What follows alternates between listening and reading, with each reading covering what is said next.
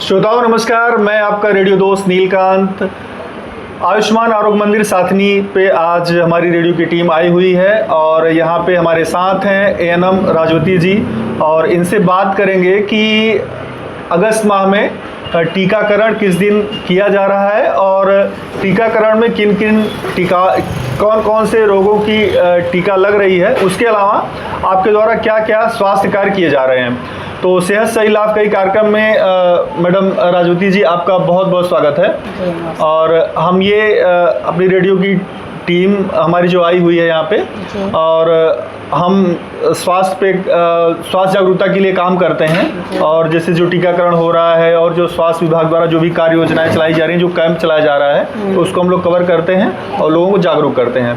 तो हम आपसे आज ये पहला प्रश्न ये पूछना चाहेंगे कि जो टीकाकरण किया जा रहा है और ये बच्चों का, ये माह में किस किस दिन किया जाता है और कौन कौन सी टीका लगते हैं?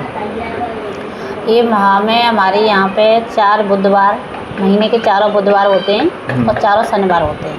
अच्छा। हाँ, और जिसमें टीका लगाए जाते हैं 10 वैक्सीन लगाई जाती हैं। 10 वैक्सीन लगाई जाती हैं।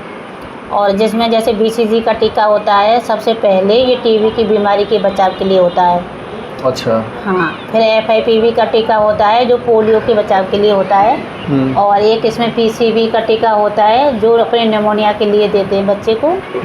और इस पेंटा का टीका लगाते हैं बच्चों को, जिसमें 5 बीमारियों से लड़ने के लिए ताकत होती है, जैसे काली खांसी, गलघोंटू, टिटनेस, दिमागी बुखार और पीलिया। ये सारी बीमारियों से एक ही टीका बचाता है। एक टीका बचाता है। तो इसके आगे अपने रोटा की दवाई पिलाते हैं 5 बूंद दस्तों के लिए। और OPV का एक तो टीका लगता है और एक दवाई भी पिलाई जाती है ओरली, वो पोलियो के लिए होती है वो भी। फिर 9 महीने पे जाके बच्चे को MR का टीका लगाते हैं जो खसरे के लिए होता है, बच्चे के बचाव के लिए, और उसके साथ विटामिन की खुराक भी देते हैं। फिर बच्चे को लगता है 16 से 24 माह के बीच में लगता है MR सेकंड लगता है। और DPT बूस्टर लगता है, जिसमें MR सेकंड के लिए खसरा के लिए होता है और मीजल्स के लिए, और DPT डिप्टेरिया, टिटनेस और काली खांसी, जो अपने तीनों बीमारियों के लिए बचाव होता है। और ओरली पोलियो की दवाई भी पिलाई जाती है। अच्छा, 2 साल तक के लिए दी जाती है। अच्छा मैडम, ऐसा कोई केस, ऐसा कोई बच्चा आपके पास आता है जैसे लगभग 1-1.5 महीना हो गया उसको कोई टीका नहीं लगा है, इस तरह केसेस आते हैं क्या? जैसे होता क्या है कि बच्चा पैदा होता है तभी कुछ टीके, विटामिन K वगैरह लगता है और भी का टीका, क्या ऐसा कोई बच्चा आता है क्या कि 1-2 महीने ज़्यादा हो गया उसको एक भी टीका नहीं लगा है? हाँ, ऐसे हमारे पास खूब बच्चे आते हैं जो डिलीवरी संस्थागत होती हैं उनको तो वहीं लग जाते हैं 24 घंटा के अंदर। और जो बहुत सी डिलीवरी घर तो अब बहुत ना के बराबर हो रही हैं, और जो प्राइवेट होते हैं, प्राइवेट हो गई डिलीवरी, तो वहाँ वो लोग नहीं लगवा पाते या लगा नहीं पाते हैं, तो ऐसे बच्चे फिर रह जाते हैं, तो वो आते हैं। अच्छा, जैसे किसी बच्चे का जैसे विटामिन K का टीका छूट गया है या जो पैदा होते हैं या 1-1.5 महीने का कोई टीका छूट गया है, क्या वो बाद में लगवाने पे उतना कारगर होते हैं या फिर? विटामिन K का टीका ये तो जब ही लगता है, तभी जब पैदा होता है तभी। हाँ, उसका तो छूट ही जाता है। इसमें बस एक BCG का टीका लग जाता है, वो 1 साल के अंदर कभी भी लगवा लो तो वो हो जाता है पूरा। तो सब जो दर्शक हैं उनसे बहुत गुजारिश है कि अपने बच्चों के भविष्य के साथ खिलवाड़ न करें। जो भी हमारी बात सुन रहे हैं वो अपने बच्चों के भविष्य के साथ खिलवाड़ न करें, उन्हें प्रॉपर जो समय पे टीका निर्धारित है वो टीका लगवाएं। किसी की डिलीवरी हो रही है उसी समय, डिलीवरी के समय जो विटामिन K, उसके अलावा जो भी BCG वगैरह का टीका लगता है वो नियमित रूप से लगाएं।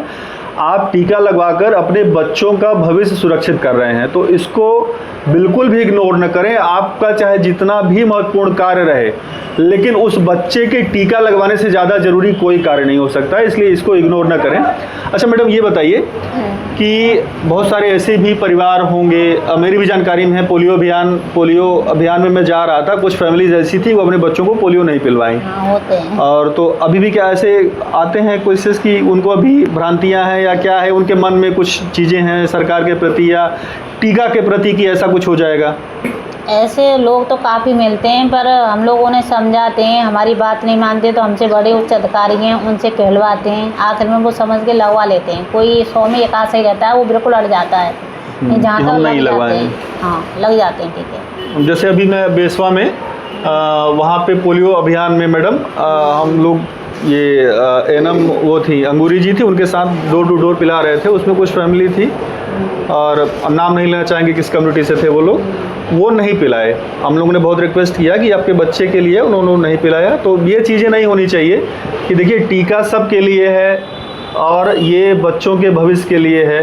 तो कभी भी इस तरह की भ्रांतियों में आके, किसी के द्वारा फैलाए हुए भ्रम में आके अपने बच्चों के भविष्य के साथ खिलवाड़ न करिए।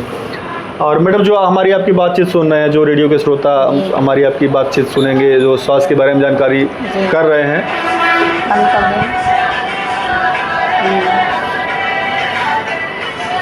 उनको आप कुछ क्या संदेश देना चाहेंगी, क्या कहना चाहेंगी? मैं उनसे यही कहना चाहूँगी इस माध्यम से कि टीका बच्चों को हर हाल में लगवाएं। जो कहते हैं ना बुखार आ जाएगा या बच्चा बीमार पड़ जाएगा, ऐसा कुछ नहीं है। वो तो एक नॉर्मली प्रभाव है टीके का, जिससे बुखार आता है और वो 2 दिन में सही हो जाता है दवाई देने के बाद में। उससे डरने की ज़रूरत नहीं है।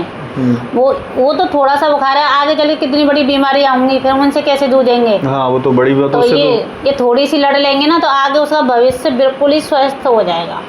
लगवाएं, डरे नहीं, टीके से तो बिल्कुल भी नहीं डरना है। तो ये कितनी अच्छी बात मैडम राजवती जी ने कहा कि टीके से बिल्कुल न डरें। और जो बच्चों की थोड़ी बहुत बीमारी होती है, वो अगर बच्चा बीमार होता है तो ऐसा माना जाता है कि वो दवा कारगर है, वो दवा काम कर रही है। इसलिए क्योंकि भाई टीका लगता है तो पूरा थोड़ा सा बॉडी में नई चीज़ें, दवा का प्रवाह हो रहा है तो उसका थोड़ा सा प्रभाव पड़ता है। एक बच्चा कुछ समय के लिए अस्वस्थ हो सकता है, लेकिन वो उसका ज़्यादा समय नहीं होता है। बच्चे ठीक हो जाते हैं, पैरासीटामोल वगैरह जो दवा दी जाती है उससे ठीक हो जाते हैं। तो अपने बच्चों का सही से देखभाल करें, उनके पोषण पे ध्यान दें, उनका सही समय पे टीकाकरण करें। और जो भी सरकार द्वारा गाइडलाइंस दी जा रही हैं, जो मैडम एएनएम द्वारा जो गाइडलाइन दी जा रही है, जो आयुष्मान आरोग्य मंदिर CHO के द्वारा गाइडलाइन दी जा रही है, जो बच्चों के लिए, जो गर्भवती महिलाएं हैं उनके लिए भी खान पान की व्यवस्था सही से हो, उनके पोषण की व्यवस्था सही से हो, उनका भी टीकाकरण समय पे हो, तो इससे उनका भी भविष्य और बच्चों का भविष्य और देश का भविष्य अच्छा होगा, सुरक्षित होगा। और तो अब यही इसी बात पे मुझे आज्ञा दीजिए। धन्यवाद। फिर हम किसी नए स्वास्थ्य कर्मी से बात करेंगे और उनकी बातचीत आप तक पहुँचाएँगे। तब तक के लिए धन्यवाद।